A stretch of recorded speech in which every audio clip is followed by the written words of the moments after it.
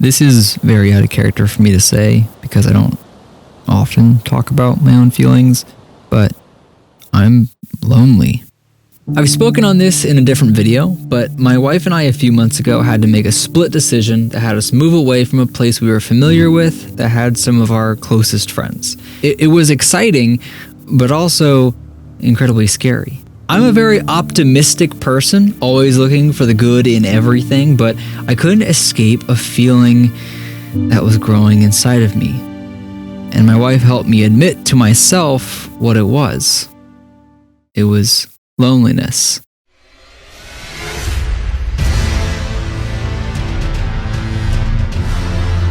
Enter Elden Ring.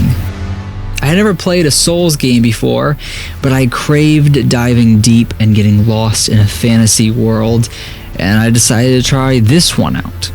And what a world this was. I could talk about the incredibly intelligent map design, the lore, the character builds, or literally anything else that makes this game such a masterpiece, but frankly, there are some amazing videos out there that could cover those materials so much better than I ever could. What I can speak on is my own personal experience and what this game has meant to me on an emotional level.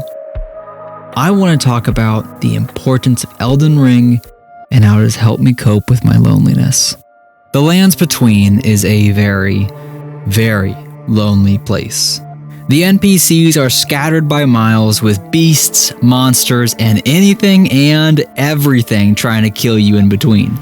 Buildings are destroyed, overgrown, and swamped by scarlet rot. Everyone is depressed, distraught, and destroyed. It's a dark, damp, and dreary place. And it's in this excruciatingly lonely place that I felt the most surrounded by community. I'm speaking about other Elden Ring players and the way FromSoft has included whispers and wisps of these other tarnished throughout this bleak world, utilizing the most simple but intuitive systems in online gaming. A message on the ground, a ghostly figure of a fellow player, or a gold summon offering assistance, these elements encourage, give hope, and provide a sense of togetherness in an otherwise very solitary journey. In life, friends are often made through facing hardships together. And if you have experienced the same pain as another, there is solace in knowing you're not alone in that. Similarly, every player, every tarnished who rides through the Lands Between are facing the same hardships. The same bosses are tearing them apart, the same challenges are walling up against them, and the dark, desolate world is weighing on them. Sometimes, just taking a breath and finding a message at the edge of a cliffside, reminding you to take in the view and appreciate the art that is before you is enough to fill you with comfort. The tips and information that players leave for others who are right behind them can be impactfully helpful. The amount of times that I have read a message warning me about an ambush to the right, allowing me to get prepared for said attack, is innumerable. It's a community that is built around helping others achieve and triumph over, honestly, some of the hardest challenges. And that doesn't just come from tips. It comes from encouragement. After a brutal stretch of fights in a castle, at a point where you just aren't sure when the next sight of grace will be and if you'll even be able to make it, a message appears on the ground in front of you. You go over to it to see what it says. Don't give up. Elden Ring is one of the hardest games that I've played, but the community is one of the biggest factors for making me feel like I can do it. I can beat this next boss. I can become Elden Lord. And once you do accomplish that goal, the smattering of messages all over the ground of players celebrating their accomplishment, knowing that they finally beat that boss, makes you feel like it's just one collective sigh of relief before the next challenge. Not all messages are helpful. Spend 2 minutes in this world and you'll see that right away. Starting at the very beginning, I met with a message at the end of a cliff with countless marks of death around it, and it says to jump at a place where it's quite obvious you will not survive the fall. I feel like everyone's doing it. I gotta do it. There are messages lying about secret pathways in front of every wall, many of which, spoiler, are not hidden pathways. At first, to be honest, I found these frustrating. I didn't want to miss any secrets. And if I died and lost my runes, oh baby, someone was gonna get it. But over time, I appreciated it. I appreciated the stupidity of the community and learned to not take anything too seriously. In a world where everything is so serious, having the counterbalance of absolute nonsense and trying to get someone else to jump off a cliff that will obviously kill them, but only because someone said there was a secret below, is hilarious. And I, yes, will upvote that now because it is just too funny to see all of those blood marks from the many, many victims. Along those lines, the endless amount of try finger, butthole, or dog joke messages are welcome in my world. I've seen articles, tweets, comments from those who say that this distracts them, that these messages deter them from their experience and journey.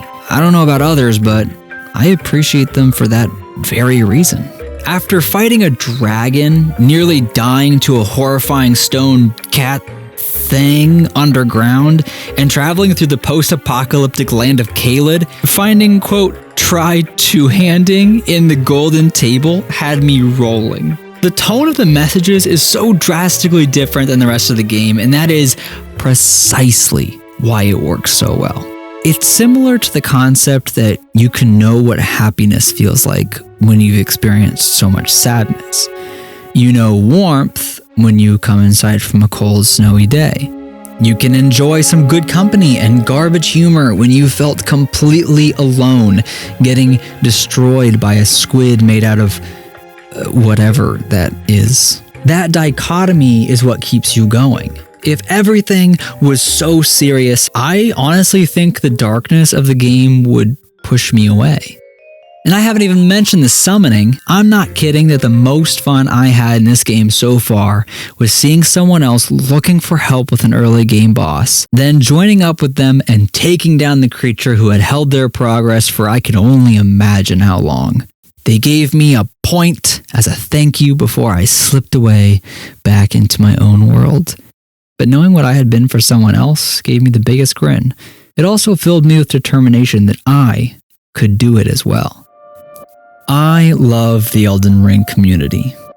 Wait, not the online get good, summons is easy mode, discouraging community. I'm talking the real community. The ones in-game making it a better experience for everyone.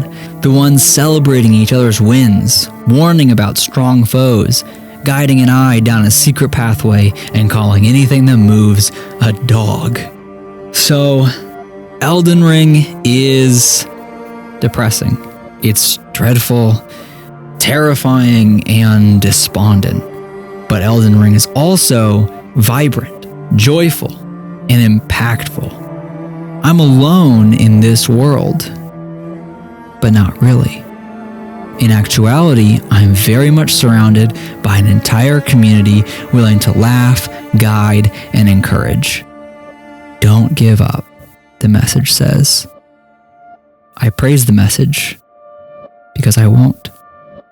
Not in this world or the real one. Thank you guys for watching this video. I know there are so many videos about Elden Ring, and I hope that I put my own spin on it, just a very personal take about it. I didn't set out to make this video, but I just felt like it had such importance to me that if that helps someone else, then that would be awesome. You know, I want to be a part of that community that helps anyone else who's feeling even the slightest bit the same. That's my journey, and I thank you for being a part of that. If there's anything left to say, it's try finger, butthole.